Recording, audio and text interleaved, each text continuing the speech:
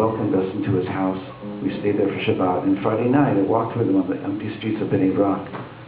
And we talked, and I said, like, I really would like to sit at the feet of a tzaddik. Wow, that was so special. And he said, you know, I hear you. He spoke better English than I spoke Hebrew. And I hear you, but I want you to know that there's two paths for you. One is the path of the cloud, and one is the path of the prophet. The path of the cloud is those of your peers, your generation. You have to be with them for a while. And then when you go on your own derech, on your own way, it'll be blessed. But if you go on your own way prematurely, and you try and strike your own path, then he said, he didn't say anything bad, he just said, it's better that you go with your peers. I heard him. In fact, there were tears in my eyes, because I really felt that he heard me and that he was giving me the message. And that I wanted truly that my blessing, that my path should be blessed. I wanted so much to have my own path, and I'm sure everybody here does also.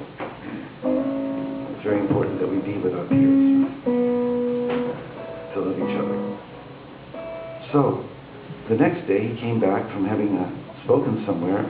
At the end of Shabbat, he said to us, Abraham, we're going to a missibah. And I said, what's a missibah, Rabbi? He said, a party. I said, Rabbi, I'm really not into parties. Like, I'm really, I came on this trip because it's hurting me. I got like a pain in my heart. He said, no, you don't understand. There was a couple who hadn't had children, and they went to Baba Sali, and after 10 years, and they just gave birth, and they're making a celebration. I said, okay, I'm going. So at the party, at the Mesivah, Motzi Shabbat, so they served arak that had been blessed by the Baba Sali, just like the Lubavitcher Rebbe used to bless vodka. And when I drank a little bit of this arak, the jets came over my head. It said, the blessing of the tzaddik bears fruit. The blessing of the tzaddik bears fruit. It just was a whole ready-made sentence. The blessing of the tzaddik bears fruit. The pre-tzaddik, the fruit of the tzaddik. So I was, wow, okay. I really want so much to be able to feel this thing. You know, I want to know what I need to do here. Okay, so we left Sunday morning, we went to Netanya. So there was a famous violinist in Netanya named Rabbi Turner. And he had been a concert violinist, but he was a Talmud and a Chassid of the Klausenberger Rebbe, and he lived in Sanz, in Netanya in Israel. And he was a Dardak, he was a children's teacher. And he was a very, very dignified, very special man. He welcomed us into his house. And we lit candles, because every night we were lighting candles, Hanukkah. And then he had to go and he was going to play a special concert for the Belzer Rebbe in Yerushalayim. So he sent us upstairs to an old Hasidic couple. And we were sitting there eating bread that was the best tasting bread I've ever had in my whole life. And soup from Shabbos. And we were watching her husband light candles from Hanukkah. We had already lit. And he took a real long time. And he was like really chuckling. And when he said, Ana B'Koach, he said, Ana, Ana, Ana, Ana, Ana, Ana, Ana, 7 times. Koach, Koach, Koach, Koach, Koach, Koach. Did you ever hear such a thing? I never heard it in my whole life. Of course, I was eating the best chicken soup, having the best bread, and seeing the most amazing lighting of candles I've ever seen in my life. I was still crying inside, but Hashem was saying, hello, I'm there. Open up, it's okay. And so the next day when we talked to Yidel Turner, and he told us how special it is to have been playing for the Belzer Rebbe, and how afterwards he had Yechidus, and they spoke about the 8-string and the 10-string, the instruments when Mashiach would come. He said, I want you to know that when I play violin, that my hands move so fast that I know that it's not me. Bracha, bracha, bracha. When does bracha flow through us?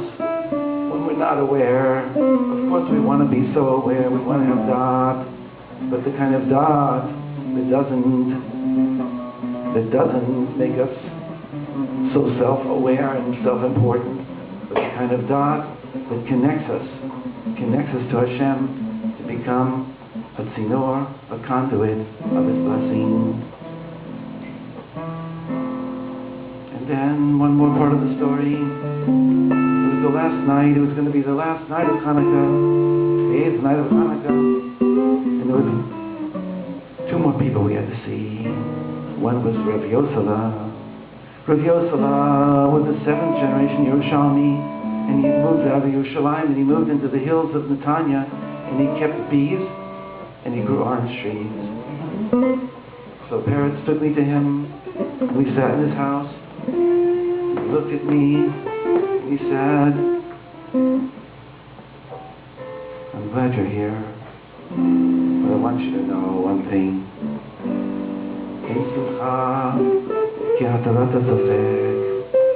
What does that mean, Rabbi? In Simcha, there's no joy like the Hatarat HaSafek, like the solving of a problem. He said, you know, sometimes, he said it in Hebrew and I got it. I was very barely getting it. He says, sometimes they give you up 2 problems, and sometimes 4. Sometimes they give you a big problem. And if you know that they're giving this to you, so you should have the joy of solving the problem, then you got it. I said, I still don't understand. What are you telling me? Who's they?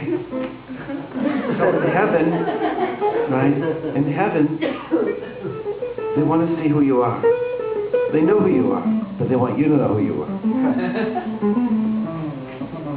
It's a very hard path to come into relationship with heaven. My whole life has been to come into relationship with heaven. Those are the stories I'm telling you tonight. Is my relationship with heaven. I'm very, very low level, unconscious me, but sometimes I've gotten messages that have blown my mind. So a little bit more I'm going to tell you. To tell you that every single one of us has our direct connection. And bless us all. And I'm sure that your messages are very good and very strong. So Rabbi Yosef somehow got it to me that somehow we're getting tested all the time, but don't take it so hard. Not only that you can be happy at the end when you finally solve a problem, and he sensed that I was tangled. I didn't know what to do with myself. He said, you can even be happy during. You can be happy during. Because they're giving this to you. That makes the whole difference. You know that it's not just by chance. You know that it's not just forces that are haphazard. There's heaven. And heaven is behind everything.